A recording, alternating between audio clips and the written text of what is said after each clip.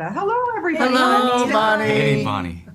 Great to see you. Oh my goodness, I didn't know what to expect from this, and it had so much heart. I did not know I was going to need some Kleenex. Wow, that's great to hear. Wow. Yeah, it shocked me too, to be honest with Yeah. you, when we saw the Talk whole a movie. little bit about that because you're expecting this, like superhero stuff, but Yeah. honestly, the heart of it and what we learn. I hope kids will watch this and learn from it.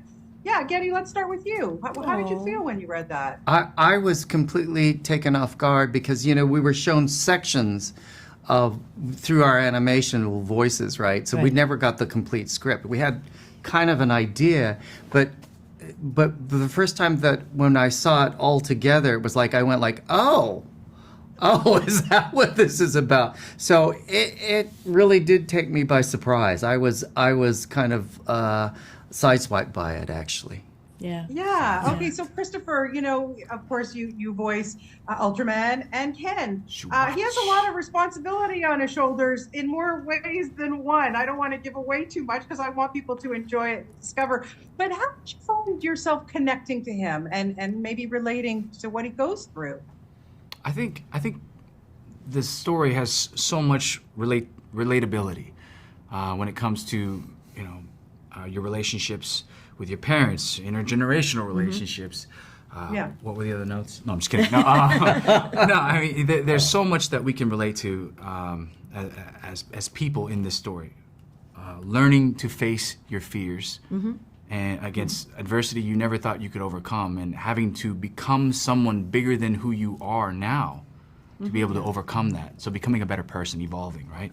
I think there's so much about this character that I was able to pull from my own experiences in life and my tragic stories of life, but the obstacles that I overcame, and yeah, right. Somebody get that violin. I was going to say world's smallest violin. I got that. Yes, I hear it. No, but it was definitely one of those things where I learned quite a bit in my life, and I was able to interject that. But again, the team was incredible.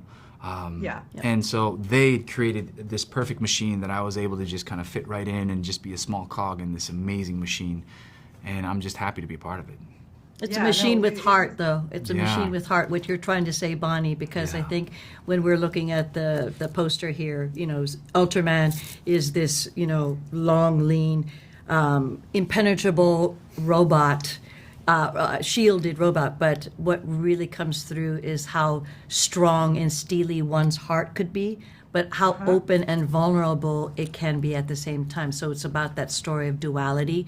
I think it's really kind of exemplified when we were talking about Ken Sato, but I've been calling him Kenji Sato as well. So it's like that kind of identity, not crisis, but the duality of we can be all things at the same time, that we could be a superhero, but we can also be a very, very feeling, heartfelt, and warm human being. I think that's what's indicative here in this story. Well, for sure. And Tamlyn, for you, talk about duality. You get to play double duty in this because you're mom and you're Mina. And I have to say, I think everybody needs a Mina. That's all I have. Yes.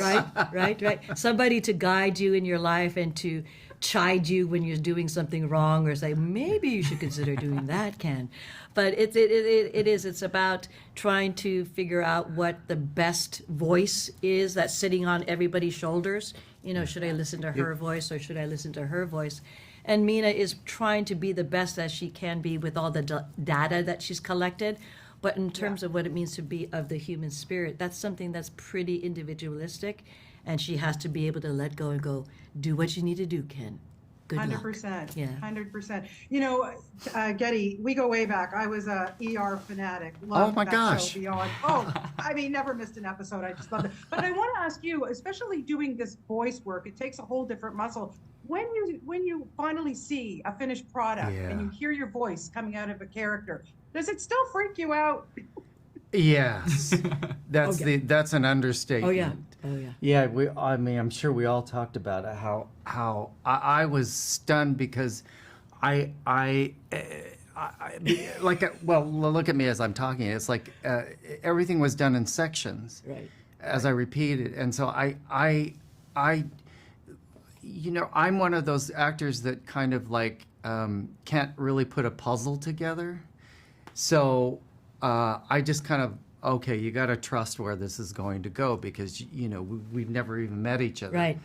Well, I knew Tamlyn for a long time, but Christopher we never met. Then all of a sudden it just came together. Yeah. And you're a family. yeah, automatically, yeah.